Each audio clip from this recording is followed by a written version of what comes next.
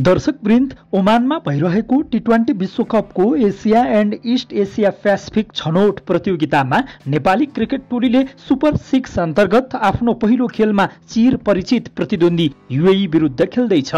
Associate राष्ट्रका दुई बलिया टोलीको बीचमा हुन लागेको यो महाभिडन्तलाई लिएर क्रिकेट समर्थकहरू निकै नै उत्साहित छन्। खास गरी नेपाली समर्थकहरू यो महाभिडन्तमा नेपाली टोलीले युएईमाथि शानदार जित निकालोस् भनेर भगवान पशुपतिनाथसँग प्रार्थना गरिरहेका छन्। युएई र नेपाल दुवै टोली अहिले उत्कृष्ट क्रिकेट खेलिरहेका छन्। जारी Asia and East Asia Pacific छनौटमा अहिलेसम्म अपराजित रहेका यी दुई टोली आफ्नो अपराजित यात्रा कायमै राख्ने रणनीतिमा छन्। तर महाभिडन्तमा एक टिमको अपराजित यात्रामा पूर्ण विराम लाग्ने पक्का छ। दर्शकवृन्द, यो भिडियोमा म टी20 विश्वकपको Asia and East Asia Pacific छनौट प्रतियोगिता अन्तर्गत नेपाल र युएई को बीचमा हुन लागेको सुपर 6 को पहिलो खेलको बारेमा सम्पूर्ण जानकारी दिँदैछु।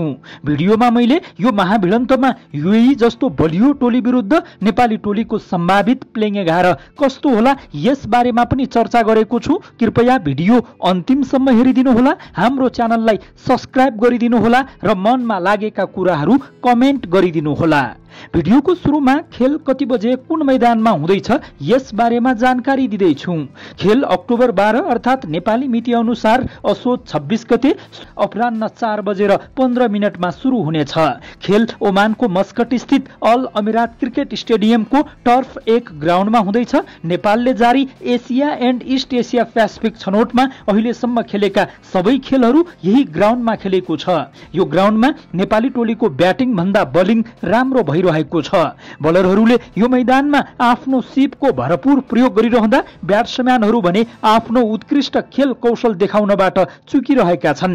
त्यसैले यो ग्राउन्डको पिचको मुभमेन्टलाई जज गर्दै युएई जस्तो बलियो टोली विरुद्ध नेपाली टोली मैदानमा उत्रिनु पर्ने छ।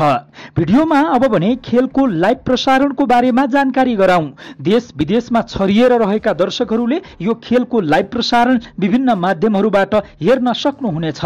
अन्तर्राष्ट्रिय क्रिकेट परिषद आईसीसीले आफ्नो अफिसियल वेबसाइट आईसीसी टिभीबाट खेलको लाइभ प्रसारण गर्नेछ। नेपालमा रहेका दर्शकहरूले टेलिभिजन र युट्युबमा कान्तिपुर म्याक्सबाट खेलको लाइभ प्रसारण हेर्न पाउनुहुनेछ। भिडियोमा अब भने युएई को टिम कति बलियो छ यस बारेमा चर्चा गर्दैछु। टी20 विश्वकपको Asia and East Asia Pacific छनौट प्रतियोगिता सुरु हुनु अघिदेखि नै युएईलाई विश्वकपमा छनौट हुन सक्ने बलियो दावेदार मानिएको थियो। समूह चरणका खेलहरूमा युएईले पनि त्यो दावेदारीलाई बलियो रूपमा प्रस्तुत गरेको छ। समूह चरणको खेलहरूमा कतार र मलेसियालाई पराजित गरेको युएई ब्याटिङ र बलिङ दुवै क्षेत्रमा बलियो देखिएको छ। छनौट प्रतियोगितामा नेपालसँग पराजित भएपछि सन् 2024 मा अमेरिका र वेस्ट इन्डिजमा संयुक्त रूपमा आयोजना भएको टी20 विश्वकप खेल्नबाट वञ्चित भएको युएई यस पटक भने जसरी पनि विश्वकपमा छनौट हुने मुडमा छ। त्यसका लागि युएई का हरेक खेलाडीहरूले अहिले मैदानमा भयभरको बल लगाइरहेका छन्। युएई का कप्तान मोहम्मद वासिम अहिले उत्कृष्ट फर्ममा छन्। उनी जारी टी20 विश्वकपको Asia and East Asia Pacific छनौटमा अहिलेसम्म सबैभन्दा बढी रन बनाउने ब्याट्सम्यानको रूपमा रहेका छन्। उनी ओपनिङ ब्याटिङ गर्दै रनहरूको बर्सात लगाइरहेका छन्। आक्रामक ब्याटिङ गर्ने वासिमको नेपाल विरुद्ध पनि गजबको रेकर्ड छ।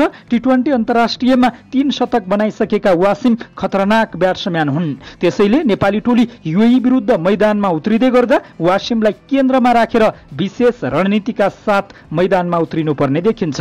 यस्तै नेपाली टोलीले युएई का अर्का ब्याट्सम्यान अलिसान सराफु विरुद्ध पनि विशेष रणनीति बनाउनु जरुरी छ। सराफु युएई का लागि वासिम पछि सबैभन्दा बढी टचमा देखिएका ब्याट्सम्यान हुन्। उनले जारी टी20 विश्वकपको Asia and East Asia Pacific छनौटमा एक अर्धशतक बनाएका छन्। तेस्रो नम्बरमा ब्याटिङ गरिरहेका सराफुले समूह चरणका खेलमा कतार र मलेसिया दुवै टोली विरुद्ध रन बनाएका छन्। उनको आँखा अब नेपालमाथि छ, त्यसैले नेपाली टोलीले उनलाई रोक्नु जरुरी छ। नेपाली टोलीले युएई का अर्का ब्याट्सम्यान हर्षिक कौशिकलाई पनि रोक्नु जरुरी छ। उनी पनि अहिले उत्कृष्ट टचमा देखिएका छन्। उनले पनि यो प्रतियोगितामा रनहरू बनाइरहेका छन्। उनी युएई का लागि मध्यक्रममा शानदार ब्याटिङ गरिरहेका छन् र मध्यक्रममा ब्याटिङ खम्बाको काम गरिरहेका छन्। यस्तै नेपाली टोलीले बसिल हामिदलाई पनि रोक्नु जरुरी छ। युएई का अनुभवी खेलाडी हामिद पनि अहिले राम्रो टचमा छन्। उनीसँग खेललाई फिनिश गर्न सक्ने क्षमता छ, त्यसैले उनलाई रोक्न जरुरी छ। बलरका रूपमा युएई का जुनैद सिद्दिकीबाट पनि नेपाली टिम चनाखो हुनुपर्ने देखिन्छ। फास्ट बलर सिद्दिकी जुनसुकै बेला खेलको नतिजा पल्टाउन सक्ने क्षमता राख्छन्। भिडियोमा अब भने नेपाल र युएई को बीचमा विगतको प्रदर्शन कस्तो रहेको छ यस बारेमा चर्चा गरौं। नेपाल र युएई चिर परिचित प्रतिद्वन्दी हुन्। वानडे र टी20 दुवै फर्म्याटमा युएई र नेपालको पुरानो नाता छ। टी20 अन्तर्राष्ट्रियको मान्यता पाउनु अघि पनि नेपाल र युएई को बीचमा थुप्रै पटक टी20 खेलहरू भएका छन्। तर यो भिडियोमा भने म टी20 अन्तर्राष्ट्रिय खेलहरूको बारेमा मात्रै चर्चा गर्दै छु। टी20 अन्तर्राष्ट्रियमा अहिलेसम्म नेपाल र युएई 10 पटक आमने सामने भएका छन्, जहाँ दुवै टोलीले 5 पटक जित हात पारेका छन्। ओडिआईमा भने अहिलेसम्म 15 पटक आमने सामने भएकोमा नेपालको पलड़ा भारी छ। नेपालले 9 खेल जितेको छ भने युएईले मात्र 6 खेल जितेको छ। भिडियोमा अब भने नेपाल र युएई को आईसीसी वरियता कस्तो छ यस बारेमा चर्चा गर्दै छु। वरियताको कुरा गर्नुपर्दा युएई नेपाल भन्दा अगाडि छ।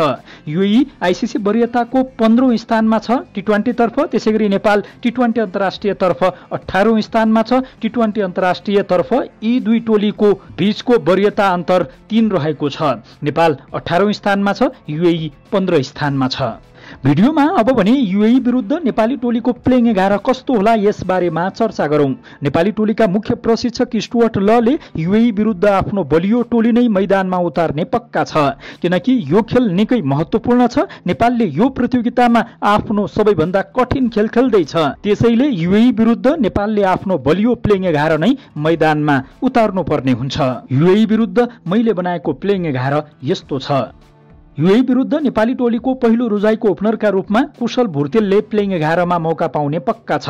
कुशल नेपाली क्रिकेटका लागि, नेपाली क्रिकेट टोलीका लागि पहिलो रुजाईको ब्याट्सम्यान हुन्, चाहे वानडे होस् चाहे टी20 मा नै किन नहोस्। कुशल नेपाली टोलीका लागि पहिलो नम्बरको ओपनर ब्याट्सम्यानको रूपमा रहेका छन्। यो टी20 विश्वकपको Asia and East Asia Pacific छनौट प्रतियोगितामा कुशलको ब्याट गर्जिएको छ। कुशलले समूह चरणका खेलमा राम्रो प्रदर्शन गरेका छन्। कुवेत विरुद्ध उनले उत्कृष्ट ब्याटिङ प्रदर्शन गरेका थिए भने जापान विरुद्ध पनि उनले राम्रो सुरुवात पाएका थिए।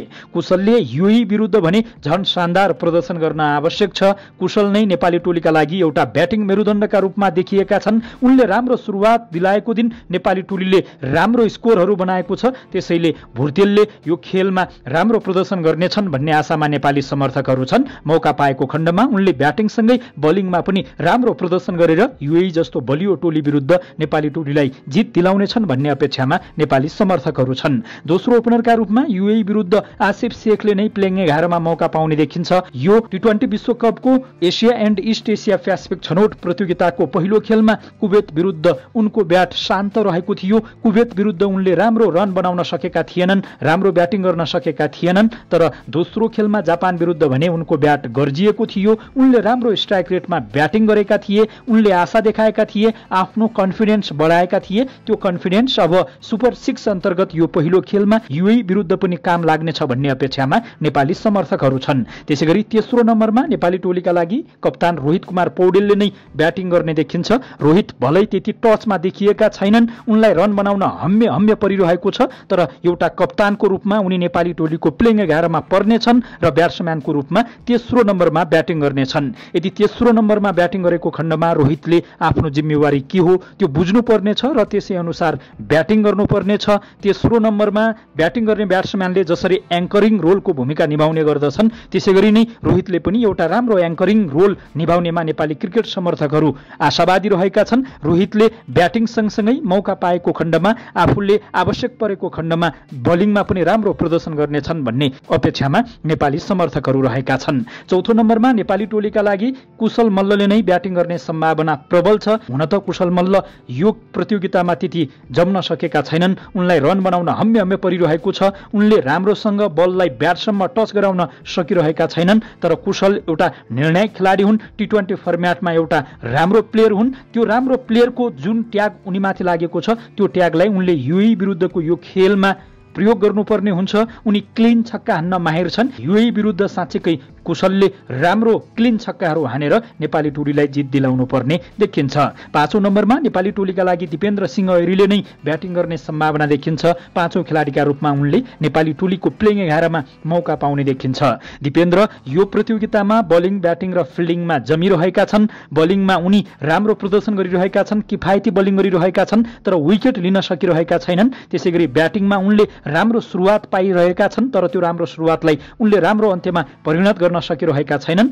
समूह चरणका खेलमा कुवेत र जापान विरुद्ध उनले फिल्डिङमा पनि शानदार रनआउटहरू गराएका थिए। त्यसैले दिपेन्द्र अहिले राम्रो टचमा त अवश्य छन्, तर युएई जस्तो बलियो टोली विरुद्ध उनको प्रदर्शन अझै निखारिएको हुनेछ भन्ने आशामा नेपाली समर्थकहरू छन्। 6औं नम्बरमा सन्दीप जोराले नै प्लेइङ 11मा मौका पाउने देखिन्छ। हुन त सन्दीप त्यति टचमा देखिएका छैनन्। उनी यो प्रतियोगिताको अहिलेसम्मको खेलमा सुपर फ्लप भएका छन्। वेस्ट इन्डिज विरुद्धको सिरिजमा एउटा खेलमा अर्धशतक प्रहार गरेपछि सन्दीप जोराबाट ठूलो अपेक्षा गरिएको थियो। सन्दीपले नेपाली टोलीको ब्याटिङ आक्रमणलाई अझ धारिलो बनाउने अपेक्षा नेपाली समर्थकहरूले गरेका थिए, तर त्यो धार यसपटक यो टी20 प्रतियोगितामा, यो टी20 विश्वकपको छनौट प्रतियोगितामा देखिएको छैन। आशा छ सन्दीपको त्यो धार युएई विरुद्धको यो खेलमा आउनेछ र नेपाली टोलीले जित निकाल्नेछ।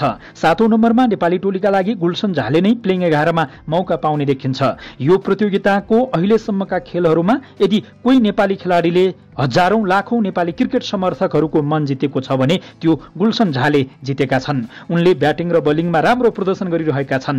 कुवेत विरुद्ध पनि उनले एकै ओभरमा 3वटा छक्का हानेर नेपाली टोलीलाई राम्रो स्कोरसम्म पुर्याउन सफल भएका थिए। जापान विरुद्धको खेलमा त उनले मनमुटु सबै जिते। बलिङ र ब्याटिङमा उत्कृष्ट प्रदर्शन गरेर उनी प्लेयर अफ द म्याच पनि चुनिए। 8औं नम्बरमा नेपाली टोलीका लागि सोमपाल कामीले नै प्लेइङ 11मा मौका पाउने देखिन्छ। सोमपाल कामी पनि यो प्रतियोगिताको अहिलेसम्मको खेलमा बलिङ मार्फत राम्रो प्रदर्शन गरिरहेका छन्। उनले सुरुवातबाटै विकेट लिएर विपक्षी टिमहरूमाथि दबाव बनाइरहेका छन् र उनी रनहरू दिइरहेका छैनन्। विपक्षी ब्याट्सम्यानहरूलाई खुलेर खेल्न दिइरहेका छैनन्। साँच्चैकै यस्तै किसिमको प्रदर्शन सोमपालले युएई विरुद्ध पनि गर्नुपर्ने हुन्छ। 9औं नम्बरमा नेपाली टोलीका लागि नन्दन यादवले प्लेइङ 11मा मौका पाउने देखिन्छ। नन्दनको प्रदर्शन यो प्रतियोगितामा ठिकठाक देखिन्छ, तर युएई विरुद्ध भने उनले ठिकठाक प्रदर्शन मात्र गर्नुपर्ने छैन, शानदार प्रदर्शन गरेर हजारौं लाखौं नेपाली क्रिकेट समर्थकहरूलाई खुसीको उपहार दिनुपर्नेछ र नेपाली क्रिकेट टोलीका लागि जितको कथा लेख्नुपर्नेछ। 10औं नम्बरमा नेपाली टोलीका लागि सन्दीप लामिछानेले प्लेइङ 11मा मौका पाउने देखिन्छ। सन्दीप लामिछाने नेपाली क्रिकेट टोलीका सबैभन्दा महत्त्वपूर्ण हतियार हुन्। यो प्रतियोगितामा उनले अहिलेसम्म 4 विकेट लिइसकेका छन्, तर इकोनोमिकल रूपमा उनी केही महँगो देखिएका छन्। युएई विरुद्ध उनले विकेट चटकाउने बलिङ गर्नुका साथसाथै किफायती बलिङ गर्नुपर्ने हुन्छ। उनले आफ्नो महत्त्व टिमभित्र के छ, आफ्नो आवश्यकता के छ, यो बुझेर चाहिँ युएई विरुद्ध राम्रो प्रदर्शन गर्नुपर्ने हुन्छ। 11औं नम्बरमा नेपाली टोलीका लागि युएई विरुद्ध ललित राजवंशीले प्लेइङ 11मा मौका पाउने देखिन्छ। सरसर्ती हेर्दाखेरि नेपाली क्रिकेट टोलीका मुख्य प्रशिक्षक स्टुअर्ट लले युएई जस्तो बलियो टोली विरुद्ध आफ्नो बलियो प्लेइङ 11लाई नै निरन्तरता दिन सक्ने देखिन्छ। हुन त सन्दीप जोरा र कुशल मल्लको ठाउँमा लोकेश बम र आरिफ शेखले पनि प्लेइङ 11मा मौका पाउन सक्छन्। नेपाली टिम म्यानेजमेन्टले यो समीकरण पनि खेलाउन सक्छ, तर अहिलेसम्मका खेलहरूमा मल्ल र जोरा सुपर फ्लप भए पनि उनीहरूलाई कम्तीमा तेस्रो खेलसम्म मौका दिनु उपयुक्त देखिन्छ। त्यसकारणले गर्दाखेरि पनि नेपाली टिम म्यानेजमेन्टले कुवेत र जापान विरुद्ध समूह चरणमा खेलाएको प्लेइङ 11 नै युएई विरुद्ध यो सुपर 6 को खेलमा खेलाउने देखिन्छ।